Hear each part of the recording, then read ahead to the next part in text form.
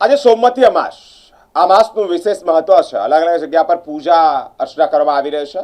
શહેર નજીક સિનોર પાસે નર્મદા નદીના કાંઠે વ્યાસેશ્વર મહાદેવનું મંદિર અને આ મંદિરે વિશેષ પૂજા અર્ચના કરવા માટે ભક્તોની ભારે ભીડ જોવા મળી છે। વહેલી સવારથી જ ભક્તો અહીંયા પૂજા કરતા નજરે આવ્યા છે।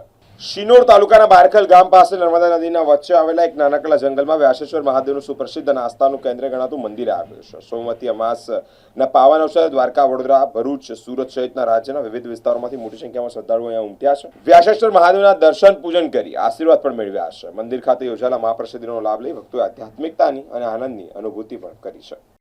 સર્વે ભક્તોને મારા જય વ્યાસેશ્વર મહાદેવ। હું નિલેશ મોહનભાઈ પટેલ બરકલ ગામનો રહેવાસી છું।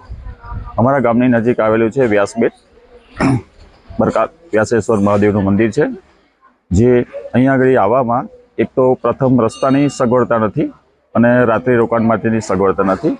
દૂર દૂરથી આવતા યાત્રિકો ભાવિ ભક્તો માટે થોડુંક અગવડતાનું એક કારણ બનેલું છે।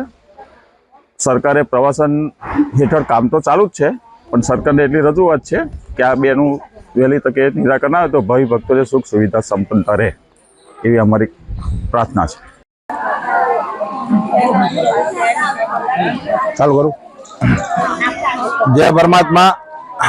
હું રણછોડભાઈ રાવલ, અમદાવાદ રહેવાસી, નરોડા મુકામે, અને મારા જે મોટાભાઈ છે તે ધોરકાથી દર અમાસે શ્રી વેદવ્યાસ ભગવાન જે નર્મદા કિનારે મહાદેવજીનું મંદિર આવેલું છે ત્યાં આગળ 23 વર્ષથી 100-150 જણાનો લઈ અહીંયા દર્શનાર્થી આવીએ છીએ।